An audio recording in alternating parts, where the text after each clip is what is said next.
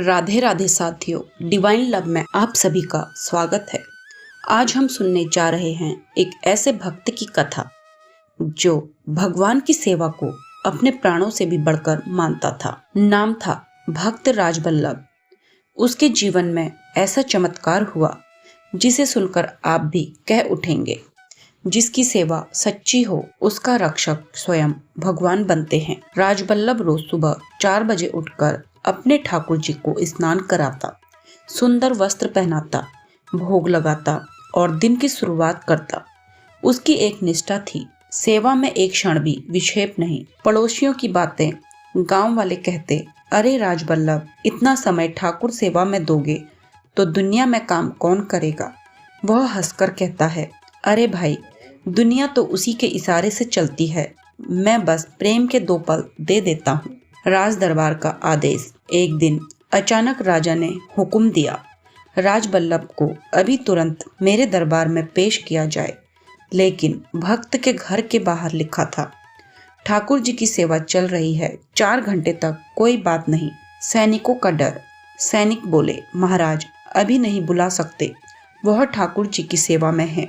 राजा क्रोध से भर उठा, मेरी आज्ञा का उल्लंघन। लेकिन किसी सैनिक ने दरबार खटखटाने की हिम्मत नहीं की। राजा स्वयं जाता है।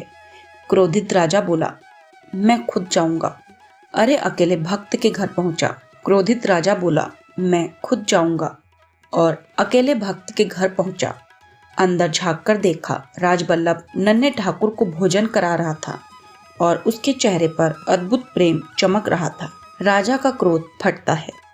राजा गर्जा, मेरी अवहेलना, और तलवार खींच ली। पर भक्त अड़िग स्थिर, जैसे संसार का कोई प्रभाव उस पर था ही नहीं। राजा ने तलवार से भक्त के पैर पर वार किया।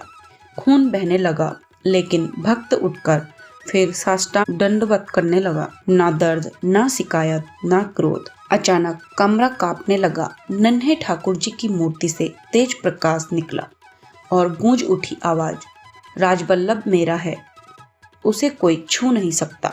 राजा घुटनों पर गिरा पड़ा। राजा की आंखें खुलती हैं। राजा घुटनों पर गिर पड़ा। क्षमा करे प्रभु, मैंने एक महान भक्त पर हाथ उठा दिया। राजबल्लभ मुस्कुराया, रूठने वाले राजा तो बहुत हैं, पर मेरा राजाधिराज कभी नहीं रूठते। राजा ने देखा, भक्त के पैरों का घाव स्वतः भर गया। ना नाखून, ना निशान, ना खून, ना निशान, जैसे कुछ हुआ ही नहीं। राजा की भक्ति जागती है। राजा बोला, आज से तुम्हारा गांव कर मुक्त होगा और मैं प्रतिदिन भोग के लिए सामग्री भेजूंगा।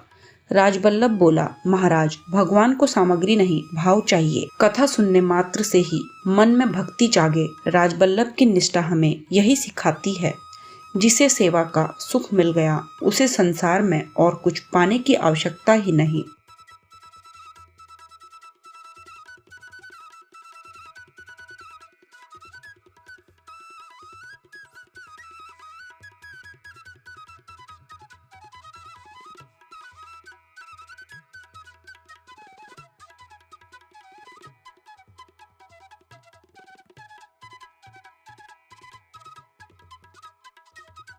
लोग कहने लगे, देखो, जिसकी सेवा सच्ची हो उसके लिए भगवान स्वयं मार्ग खोलते हैं। राजबल्लभ तो चला गया, पर उसकी निष्ठा, उसकी सेवा, उसका प्रेम आज भी हर भक्त को प्रेरित करता है। हे ठाकुर, हम सबको भी ऐसी ही सच्ची सेवा का सौभाग्य दे, ऐसी ही अड़िग निष्ठा दे और अपने चरणों में प्रेम से जुड़े रहने का वरदान दे। राधे राधे साथियों, डिवाइन लव पर ऐसी ही दिव्य कथाएं सुनते रहिएगा।